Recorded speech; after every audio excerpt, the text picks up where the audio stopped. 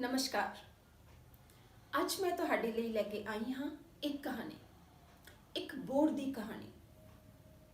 ਪਰ ਸਹੀ ਅਰਥਾਂ ਵਿੱਚ ਇਹ ਕਹਾਣੀ ਨਹੀਂ ਹੈ। ਇਹ ਕੁਝ ਕੁ ਮੇਰਾ ਬਚਪਨ ਹੈ, ਕੁਝ ਮੇਰਾ ਆਲਾ ਦੁਆਲਾ ਤੇ ਥੋੜੀ ਜਿਹੀ ਕਲਪਨਾ। ਸਾਡੇ ਸ਼ਹਿਰ ਵਿੱਚ ਰੇਲਵੇ ਸਟੇਸ਼ਨ ਦੇ ਨਾਲ ਬਣਦੇ ਓਵਰਬ੍ਰਿਜ ਦੇ ਰਾਹ ਵਿੱਚ ਪੈਂਦੇ ਇੱਕ ਬੋਰਡ ਦੇ ਦੁਖਦਾਈ ਅੰਤ ਤੋਂ ਇਸਨੇ ਜਨਮ ਲਿਆ, ਜਿਸ ਨੂੰ ਮੈਂ ਨਾਂ ਦਿੱਤਾ ਹੈ ਉਸ ਬੋਰਡ ਨੇ ਪੁੱਛਿਆ ਸੀ। ਤਾਂ ਸਾਂਝਾ ਕਰਨ ਜਾ ਰਹੀ ਹਾਂ ਮੈਂ ਤੁਹਾਡੇ ਨਾਲ ਆਖਰੀ ਸਾਹ ਲੈਂਦੇ ਉਸ ਬੋਰਡ ਦਾ ਸਵਾਲ। ਉਸ ਬੋਰਡ ਨੇ ਪੁੱਛਿਆ ਸੀ। ਉਸ ਬੋਰਡ ਨੂੰ ਮੈਂ ਹੋਸ਼ ਸੰਭਾਲਣ ਤੋਂ ਲੈ ਕੇ ਉੱਥੇ ਵੇਖਿਆ ਸੀ। ਵਿਸ਼ਾਲ ਆਪਣੇ ਲੰਮੇ ਦਾੜੇ ਖਲੇਰੇ ਸਵੇਰ ਦੀ ਸੀਤਲ ਪੌਣ ਨੂੰ ਮਾਣਦਾ। ਮੇਰੇ ਦਾਦਾ ਜੀ ਜਦੋਂ ਸਵੇਰ ਸੈਰ ਨੂੰ ਜਾਂਦੇ ਤਾਂ ਮੈਂ ਵੀ ਰੋਜ਼ ਹੀ ਉਹਨਾਂ ਦੀ ਉਂਗਲ ਫੜ ਕੇ ਨਾਲ ਹੋ ਲੈਂਦੀ। ਦਾਦਾ ਜੀ ਗਲੀ ਚੋਂ ਨਿਕਲ ਕੇ ਸੱਜੇ ਪਾਸੇ ਦੀ ਸੜਕ ਪਾਰ ਕਰਕੇ ਸ਼ਹਿਰ ਦੇ ਬਾਰੋ-ਬਾਰ ਵਕਤੇ ਸੂਏ ਦੇ ਨਾਲ-ਨਾਲ ਸੈਰ ਕਰਨ ਜਾਂਦੇ ਸਨ। ਪਰ ਵਾਪਸੀ ਤੇ ਮੈਂ ਉਹਨਾਂ ਨੂੰ ਗਲੀ 'ਚ ਮੁੜਨ ਨਾ ਦਿੰਦੀ। ਬਾਂਹ ਖਿੱਚ ਕੇ ਗਲੀ ਦੇ ਸੱਜੇ ਪਾਸੇ ਵੱਲ ਪੈਂਦੇ ਰੇਲਵੇ ਫਾਟਕ ਦੇ ਪਾਰ ਕੁਝ ਕੁ ਵਿੱਥ ਤੇ ਖੜੇ ਉਸ ਬੋਰਡ ਕੋਲ ਲੈ ਜਾਂਦੀ। ਉਦੋਂ ਤੀਕ ਹੋਰ ਬੱਚੇ ਵੀ ਉੱਥੇ ਆ ਚੁੱਕੇ ਹੁੰਦੇ ਸਨ। ਅਸੀਂ ਸਾਰੇ ਇੱਕ ਦੂਜੇ ਦੇ ਹੱਥ ਫੜ ਕੇ ਬੋਰਡ ਨੂੰ ਜੱਫੀ ਵਿੱਚ ਲੈਣ ਦੀ ਖੇਡ ਖੇਡਦੇ।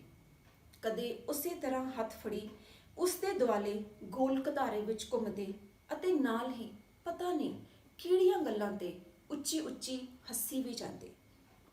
ਬੋਰਡ ਦੇ ਦਾੜਿਆਂ ਵਿੱਚੋਂ ਲੰਘਣਾ ਤਾਂ ਖਾਸਾ ਸੁਆਦਲਾ ਲੱਗਦਾ ਸੀ।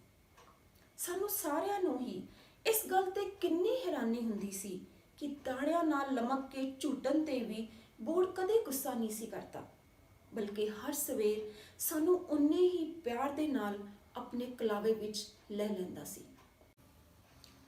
ਜਿਸ ਕਿਸੇ ਦਿਨ ਸਕੂਲ ਦੀ ਛੁੱਟੀ ਹੁੰਦੀ ਅਤੇ ਘਰ ਪਰਤਣ ਦੀ ਕਾਹਲੀ ਨਾ ਹੁੰਦੀ, ਮੈਂ ਦਾਦਾ ਜੀ ਨੂੰ ਉਸ ਬੋਰਡ ਹੇਠ ਬੈਠ ਕੇ ਬੋਰਡ ਦੀਆਂ ਕਹਾਣੀਆਂ ਸੁਣਾਉਣ ਲਈ ਕਹਿੰਦੀ। ਦਾਦਾ ਜੀ ਸਾਨੂੰ ਸਾਰਿਆਂ ਨੂੰ ਆਪਣੇ ਦੁਆਲੇ ਬਿਠਾ ਕੇ ਬੋਰਡ ਦੇ ਕਲਪਬ੍ਰਿਖ ਜਾਂ ਅਮਰਬ੍ਰਿਖ ਹੋਣ ਦੀ ਮਿਥਿਹਾਸਿਕ ਕਥਾਵਾਂ ਸੁਣਾਉਂਦੇ। ਕਦੇ ਸਤਿਆਵਾਨ ਸਵਿਤਰੀ ਦੀ ਕਹਾਣੀ ਸੁਣਾਉਂਦੇ ਅਤੇ ਕਦੇ ਦੇਸ਼ ਦੇ ਕੁਝ ਹਿੱਸਿਆਂ ਵਿੱਚ ਪ੍ਰਚਲਿਤ ਵਟ ਸਵਿਤਰੀ ਵਰਤ ਅਤੇ ਪੂਜਾ ਵਿਚਲਾ ਸੰਬੰਧ ਸਮਝਾਉਂਦੇ। ਕਦੇ ਬੋਰਡ ਦੀਆਂ ਸ਼ਾਖਾਵਾਂ ਵਿੱਚ ਟਹਿਕਦੇ ਪੰਛੀਆਂ ਵੱਲ ਇਸ਼ਾਰਾ ਕਰਕੇ ਦੱਸਦੇ ਕਿ ਕਿਵੇਂ ਵਿਸ਼ਾਲ ਬੋਰਡ ਅਨੇਕਾਂ ਜੀਵਾਂ ਦਾ ਕੁਦਰਤੀ ਘਰ ਬਣਦੇ ਹਨ। ਕਦੇ ਬੋਰਡ ਦੇ ਪੱਤਿਆਂ, ਛਾਲ, ਬੀਜ ਅਤੇ ਹੋਰ ਅੰਗਾਂ ਦਾ ਵਰਣਨ ਕਰਕੇ ਦੱਸਦੇ ਕਿ ਇਹਨਾਂ ਤੋਂ ਕਿੰਨੀਆਂ ਸਾਰੀਆਂ ਦਵਾਈਆਂ ਬਣਦੀਆਂ ਹਨ। ਮਹਾਤਮਾ ਬੁੱਧ ਦੇ ਬੋਰਡ ਹੇਠ ਬੈਠ ਕੇ ਗਿਆਨ ਪ੍ਰਾਪਤ ਕਰਨ ਦੀ ਕਥਾ ਵੀ ਮੈਂ ਦਾਦਾ ਜੀ ਪਾਸੋਂ ਉਸੇ ਬੋਰਡ ਹੇਠ ਬੈਠ ਕੇ ਹੀ ਸੁਣੀ ਸੀ। ਸਾਲ ਦੀ ਕਿਸੇ ਖਾਸ ਮੱਸਿਆ ਨੂੰ ਮੈਂ ਉਸ ਬੋਰਡ ਕੋਲ ਆਪਣੀ ਦਾਦੀ ਜੀ ਨਾਲ ਜਾਇਆ ਕਰਦੀ ਸੀ। ਉਸ ਦਿਨ ਦਾਦੀ ਜੀ ਸਵੇਰੇ ਨਹਾ ਧੋ ਕੇ ਇੱਕ ਡੋਲੂ ਤਾਜ਼ੇ ਪਾਣੀ ਦਾ ਭਰ ਕੇ ਉਸ ਵਿੱਚ ਦੁੱਧ ਦਾ ਛਿੱਟਾ ਦਿੰਦੇ ਅਤੇ ਫਿਰ ਉਸ ਪਾਣੀ ਵਿੱਚ ਇੱਕ ਨਿੱਕੀ ਜਿਹੀ ਗੜਵੀ ਪਾ ਦਿੰਦੇ।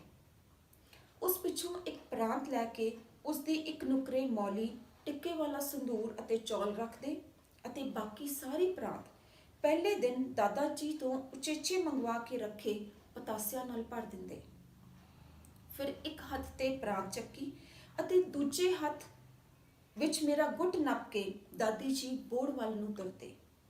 ਪਾਣੀ ਵਾਲਾ ਡੋਲੂ ਮੇਰੇ ਸੱਜੇ ਹੱਥ ਵਿੱਚ ਹੁੰਦਾ ਸੀ।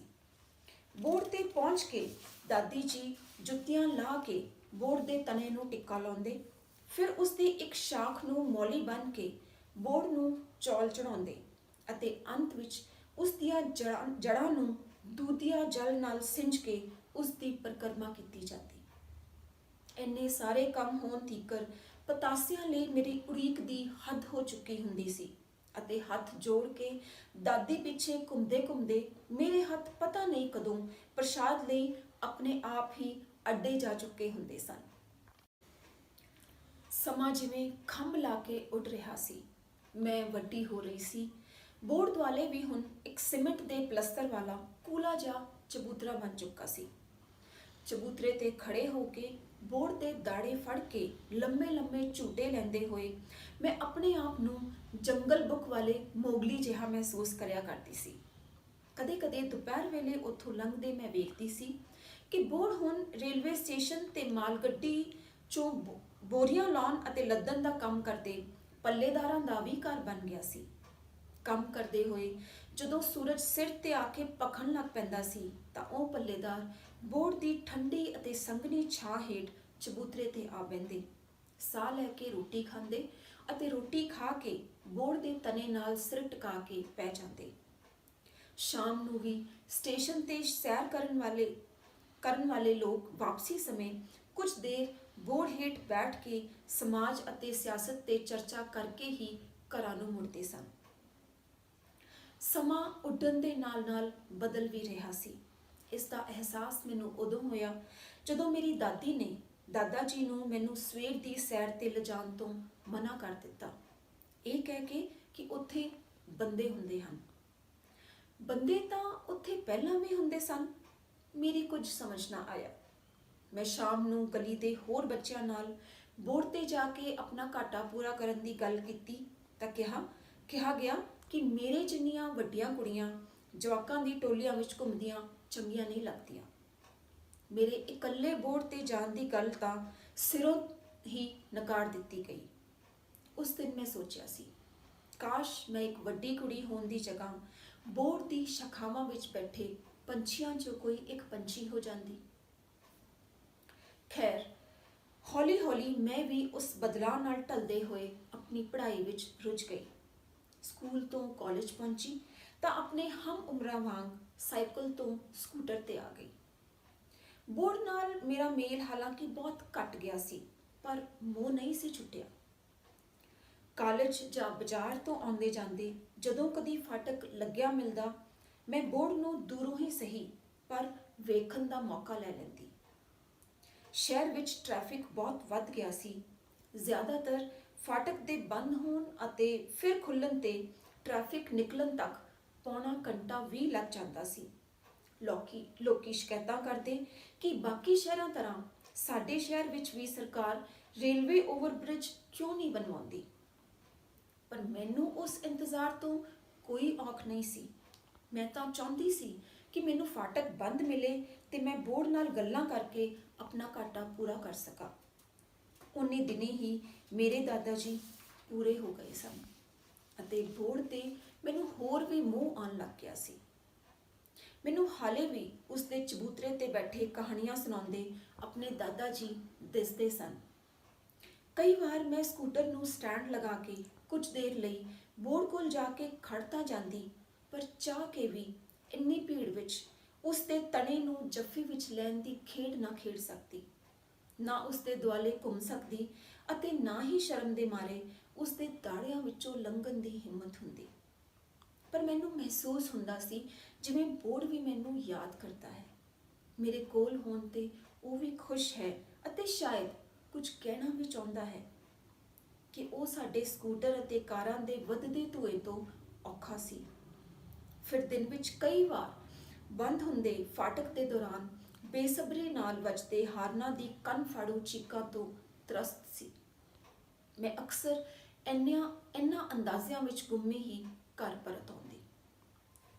ਫਿਰ ਇੱਕ ਦਿਨ ਅਖਬਾਰ ਵਿੱਚ ਪੜ੍ਹਿਆ ਕਿ ਸ਼ਹਿਰ ਦੀਆਂ ਲੋਕਾਂ ਦੀ ਸ਼ਿਕਾਇਤਾਂ ਅਤੇ ਅਪੀਲਾਂ ਨੂੰ ਬੂਰ ਪਿਆ ਹੈ। ਵਾਹਨ ਚਾਲਕਾਂ ਦੇ ਜੀਅ ਦਾ ਜੰਜਾਲ ਬਣੇ ਫਾਟਕ ਉੱਤੇ ਪੁਲ ਬਣਨਾ ਮਨਜ਼ੂਰ ਹੋ ਗਿਆ ਹੈ। ਕੁਝ ਕੁ ਸਮੇਂ ਬਾਅਦ ਪੁਲ ਦਾ ਨੀਂਹ ਪੱਥਰ ਵੀ ਰੱਖਿਆ ਗਿਆ ਅਤੇ ਉਸ ਦੇ ਰਾਹ ਵਿੱਚ ਪੈਂਦੀਆਂ ਦੁਕਾਨਾਂ ਨੂੰ ਖਾਲੀ ਕਰਵਾਉਣ ਦਾ ਕੰਮ ਵੀ ਸ਼ੁਰੂ ਹੋ ਗਿਆ। ਹੁਣ ਤੱਕ ਮੈਨੂੰ ਵੀ ਲੱਗਣ ਲੱਗ ਪਿਆ ਸੀ ਕਿ ਇਸ ਫਲਾਈਓਵਰ ਦੇ ਬਣਨ ਪਿੱਛੋਂ ਸ਼ਹਿਰ ਦੇ ਦੂਜੇ ਪਾਸੇ ਜਾਣ ਦਾ ਸਮਾਂ ਅਤੇ ਖੇਚਲ ਦੋਵੇਂ ਕਿੰਨੇ ਘਟ ਜਾਣਗੇ। ਸ਼ਾਇਦ ਫਲਾਈਓਵਰ ਬਣਨ ਤੋਂ ਬਾਅਦ ਪਿਤਾ ਜੀ ਮੈਨੂੰ ਕਾਰ ਲਿਜਾਣ ਦੀ ਵੀ ਆਗਿਆ ਦੇ ਦੇਣ। ਇਹ ਸੋਚ ਕੇ ਮੈਂ ਕਾਫੀ ਖੁਸ਼ ਹੋਈ ਸੀ। ਇੱਕ ਸਾਲ ਹੋਰ ਬੀਤ ਗਿਆ ਸੀ। ਪੁਲ ਦੇ ਰਾਹ ਵਿੱਚ ਪੈਂਦੀਆਂ ਦੁਕਾਨਾਂ ਨੂੰ ਖਾਲੀ ਕਰਵਾ ਕੇ ਢਾਹ ਦਿੱਤਾ ਗਿਆ ਸੀ ਅਤੇ ਹੁਣ ਬਿਜਲੀ ਦੇ ਖੰਭਿਆਂ ਨੂੰ ਸ਼ਿਫਟ ਕਰਨ ਦੀ ਵਾਰੀ ਸੀ। ਸਾਨੂੰ ਸਾਰਿਆਂ ਨੂੰ ਪੁਲ ਬਣਨ ਦਾ ਸੁਪਨਾ ਪੂਰਾ ਹੁੰਦਾ ਦਿਖਾਈ ਦੇ ਰਿਹਾ ਸੀ। ਅਜਿਹੇ ਹੀ ਦਿਨ ਪਿਤਾ ਜੀ ਨੇ ਸ਼ਾਮ ਦੀ ਸੈਰ ਤੋਂ ਵਾਪਸ ਆ ਕੇ ਦੱਸਿਆ, ਉਹ ਜਿਹੜਾ ਬੋਰਡ ਲੱਗਿਆ ਸੀ ਨਾ ਫਾਟਕ ਦੇ ਕੋਲ, ਅੱਜ ਉਹਨੂੰ ਵੱਢਤਾ।